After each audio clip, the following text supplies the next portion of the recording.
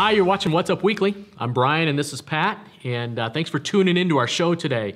Hey, if you're tempted to fast forward or skip this video, don't. There's some important things that we want to cover today. It's true. And we're going to start with really the most encouraging thing about today. Well, it's probably not the most encouraging thing today. But it's uplifting. It is uplifting. It's National Sticky Bun Day. All right. Fantastic. Excellent. So, best sticky bun ever? What say you? We, growing up, we'd always get some sticky buns from Weiss Markets after church Weiss. on Sunday. I haven't heard of Weiss in a long time. Yep, Eastern Pennsylvania. Weiss is a quasi-bakery / grocery store. Yep. Really cool. Absolutely. You? The best that I've ever had was a sticky bun that I got at a truck stop in northern Colorado, right up I-25, on your way from Denver to Wyoming at a place called Johnson's Corner. Johnson's Corner. The best. They've gotten like national awards on their cinnamon Wow. rolls. So good. So good. Okay. Hey, enjoy your National Sticky Bun Day. Absolutely. Today. Speaking of food, we're going to revisit another segment called For Here or To Go. And we realize that many of you don't eat most of your meals at home around the kitchen table each night. So whether you're at home around your table or whether you're out enjoying maybe the famous hoagie at Mike and Rosie's or a sticky bun here in Springfield. Is there one? I'm sure you could find one somewhere. Okay. Go ahead, investigate yourselves. Yep. Whether you're at home or on the go, please take one meal this week to do two things. The first thing we encourage you to do is while praying for your meal, whoever prays, have them ask God to show you any misconceptions you might have about hell. Pastor Bobby's been trying to hammer that, especially this Sunday. Sure. That'd be very good for your family to do. And then second, during the meal, I want you to discuss together how the doctrine of hell, the creation of hell, displays God's glory, holiness, justice, or love. Those are kind of the four attributes Pastor Bobby hit on Sunday. And hopefully as a family, as you dissect and discuss those things together, it'll lead to more spiritual conversations. Pastor Bobby also mentioned how our culture has taken the doctrine of hell and twisted it so much. Yes. So it's possible that maybe you or your kids can't make heads or tails of what's going on. Right. So make an effort to have a pointed spiritual conversation this week. And as always, email us with how that goes. And that's another segment of For Here or To Go. Yeah, awesome. Hey, speaking of conversations, I just want to report back to our loyal viewers. Thanks for joining us, by the way. And this is an encouraging story. This is a great story. Hey, so my daughter is on a sports team, and had a chance at one of her practices last week to interact with another dad on the team. And as we were talking, you talk about pleasantries, and you play like busyness poker. Well, weather. Well, busyness poker is how busy are you? Well, I'm this busy, and we've got this thing going on, and then it becomes like they up the ante. Well, I'm really this busy. See. So I'll call your busyness and raise you up Saturday afternoon. Exactly. So we played a little friendly game of busyness poker, and then that led into, hey, so what do you do for a living? And I said, well, actually, I'm a pastor at Southgate Baptist Church. Ding, ding, ding. Let the games begin. So we were interacting back and forth, and in the conversation, I learned that he used to go to church, but he and his wife have largely not gone to church for a long, long time. Okay. And grandpa picks up their daughter and goes to church, small, conservative, legalistic church in town, and not a whole lot of kids there. And so I found myself, along with sharing the principles of the gospel, highlighting the difference between grace and works, but also giving a plug for some of our children's ministry here at Southgate, where we do talk about grace and mercy. And so we talked about Awana and the purpose and the point of Awana on Wednesday nights. And so if you don't know, or maybe you've forgotten, Awana is a great place for kids to get acquainted with God's Word. But the program itself has three components. It has a book time where they're memorizing God's Word, a game time where they're playing lots of fun, crazy games, and then a counsel time where somebody comes in and they speak to the kids about a specific Bible topic. It's a great, well-rounded program.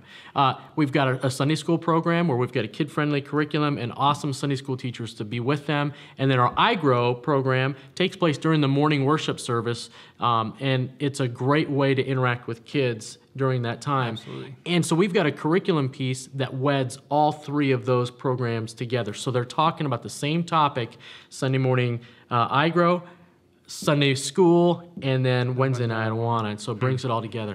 I had a great time just talking with this dad about how all those pieces work. And so I wonder, are you using Southgate's programs as a way to introduce Jesus to, well, your kids' parents, friends, that sort of thing, to strengthen other families here in Southgate. And so maybe take a second look at some of the programs that we've got going on here at Southgate, and then you can be kind of an ambassador for those programs, because in each one of them, we're just trying to connect people to the gospel. Absolutely. Great. Thanks, Brian. Yeah. Lastly, final segment today is our game, and it's oldie but a goodie. How little do you know? Awesome. And today's game relates to the National Day, that of sticky buns. Yes, yes. And so we each have 5 questions for the other person. Okay. That there'll be a time limit for you to answer the questions. Great. But each question will be kind of dictionary style. Okay. So it'll be like a definition. Great. And then it's up to us to say the word. Okay. And it's important the phrase bun is found in the word. Okay. So you have a little bit of starting point. Okay. I'll give you the option. Would you like to read first, or would you like to guess the question? How about I read first? Okay. Is that okay? That's fine with me. All right, so I have these pre-made questions that I have not seen yet. By our producer, Jordan Hellwig. By our producer, Jordan Hellwig. Here we go. All right. Dictionary style. Let's do this. Number 1, a connected group, cluster. A bunch. Number 2, that is correct, by the way. Thank you. Number 2, to expose as being pretentious, false, or exaggerated. To bunter. Oh, I'm sorry, that's incorrect. The correct answer is debunk. Number 3, present in a great quantity, more than adequate, or over-sufficient. Rebunk. I'm sorry, abundant. Abundant. Yeah, number 4, difficult to control or handle, or wildly boisterous. Rambunctious. Ooh, correct, nicely done. Number 5, inflammation of the synovial bursa of the great toe, usually resulting in enlargement of the joint and lateral displacement of the toe. A bunion. Oh, that is correct. Well done. Man. Hopefully snuck in the time limit there. Nicely done. Thank you. 3 out of 5? 3 out of 5. Okay. Yep. Doctor's son always helps. You've got the another advantage. Exactly. All right, here we go. All right. Brian, for you, number 1, to do clumsily and awkwardly, or to botch. Oh, man. To bunt, but that's not right. Bungle. Bungle. Number 2, a brand of round tube pans with fluted sides. A bunt pan. You got it. Number 3, one-storied thatched or tiled house, usually surrounded by a veranda.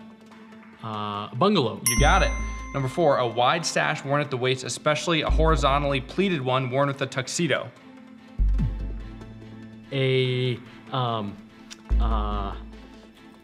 Oh man, this is really popular in the 70s. Oh man. They were. It's I've got scenes of Dumb and Dumber going through my mind right now, but I can't think of the right word. A cummerbund. A cummerbund. And looks like we're out of time, unfortunately. Number 5 would have been any of a certain species or certain springs, elastic tension devices, as the springs attached to movable cables of aircraft to facilitate their manipulation, being a bungee. A bungee, yeah. Well, I guess you win again. I guess so. Man, oh man. Hey, that's it for What's Up Weekly. Thanks for tuning in. And on that note, I'm walking away a loser. Pat's a winner. We'll see you next week. See you next week.